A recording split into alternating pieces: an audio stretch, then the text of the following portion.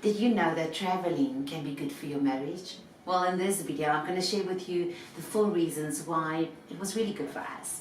And I'm going to tell you how to afford it. And I'm going to answer the question, what about the kids?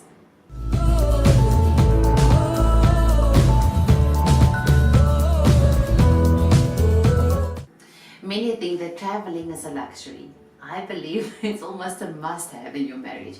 And it's something that we've been doing forever. The very first reason why we did this is just to get it back to the very popular quote.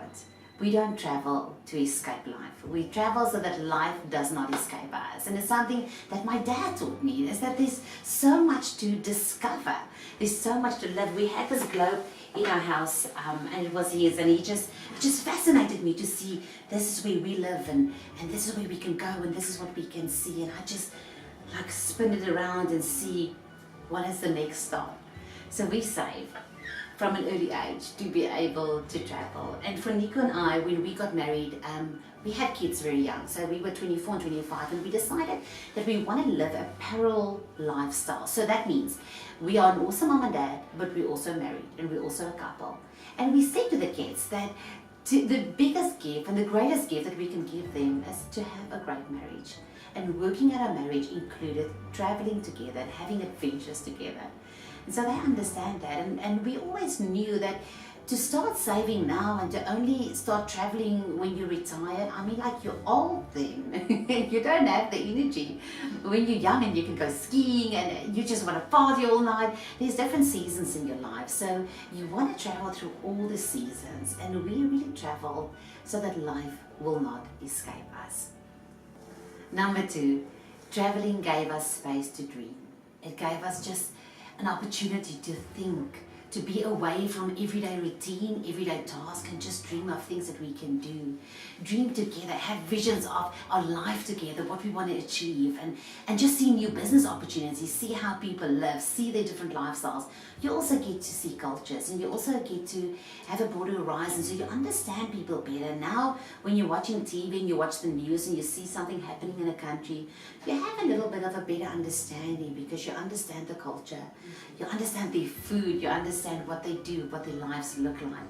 So for us, traveling just broadened our horizons and it made our world so much bigger, but it gave us time to dream. It gave us time to just think of what life can be.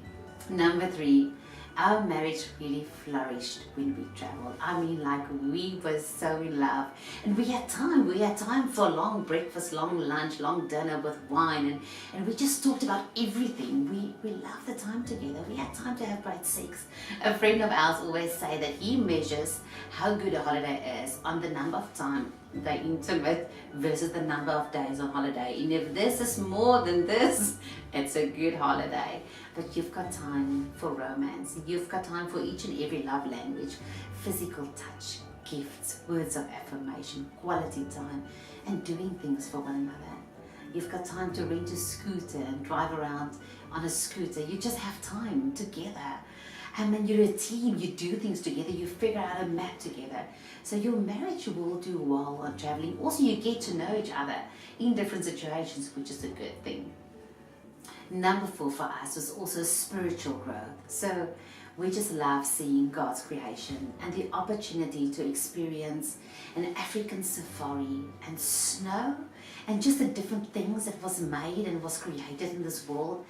We just love that. And another time we had an opportunity to go to a Baptist church in New York City. And what was amazing to me, as we were outside and it felt like strangers, we were surrounded by people from different countries.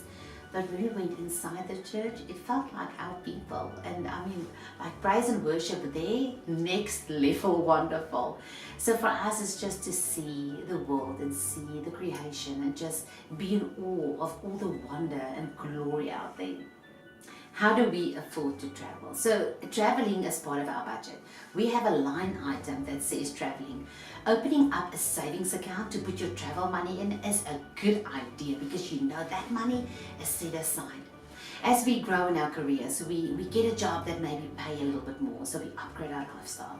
We get a fancy car, we go and to a fancy place, we buy new shoes, We always look at our spending and think that we want to spend on travel. So it might not be a priority to get the latest, greatest car, but you might have some budget left then to see the world. So make sure that in your budget you make provision for traveling. Please don't go into debt when you travel. It's not a good idea. And then when you do decide to do, be smart. When we book flight tickets, I go online and I search far and wide. I go to Google Flights, I go to Hopper, I go to so many places, to Travel Star. Then I would actually go onto the actual site of the airline to see if I can't get a better price for a ticket there. So I am like really researching prices. I get quotes from travel agents, because you can save, and you can save money to go eat out when you're out and about. So make sure that you book smart when you book your flight tickets. The same with your accommodation. I love sites like Airbnb. I love booking.com. I go onto TripAdvisor. I've also heard about HomeAway. I've never tried that, but there's so many sites that you can go and look for the best deal. And you can also read the reviews of people that's been to that place and that's say like, oh, it's far from the train station, or they just give you good reviews. So be smart when you budget and be smart when you travel. Another thing is, when you don't want to wait to travel, you don't have enough money, you don't have to eat out. You can eat from a supermarket. The first few times we took so much food from home, coffee, tea, whatever we could, we just took it from home, and we just thought like, when we're back home, we're gonna have fancy dinners again, but while we're traveling, we're gonna just eat from supermarkets, and we're gonna buy fruit and bread and cheese and wine and just make a picnic. And there's so many ways you can afford to travel if you just decide that you really want to. Now, what about the kids? What about the kids? They are okay without you. And these days you have video calling. You've got so many opportunities to speak to them. When you have a good support system, it's the number one rule, as that kids and parents need holidays away from each other. And by traveling and by spending time with one another, by making your marriage a priority, you are showing your kids that that is important. Remember, your marriage is their example of what their marriage is going to look like one day. So show them that it is important for mom and dad to take time together and to work at their marriage and to enjoy alone time. And they will also, once they grow up, really appreciate that. Plus they will love the gifts you bring back. A kid always loves that. One of the secrets of a happy marriage is continuous small treats. Make sure that traveling is one of those. And I'm very happy to announce that we will be doing more traveling for couples on this channel, to inspire you to take time out and to start planning the next trip now. So you will be seeing much more of that. Our hashtag is Marriage Travels, so be on the lookout. And if you like this video, please give us a like, ask any questions you want. In the next video, I'm going to show you how to pack lightly for 2 weeks for a bag to only weigh 13.3 kilograms. That was light. It is a friend of mine, she's a stylist, and she showed me how to pack. So subscribe to make sure you don't miss any of the upcoming videos.